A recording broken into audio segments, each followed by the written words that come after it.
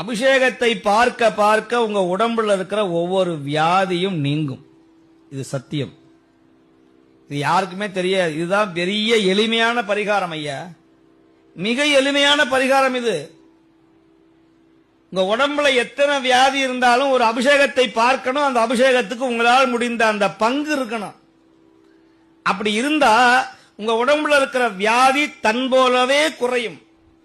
இன்னொன்னு இருக்கு, பரிகாரம் இருக்கு.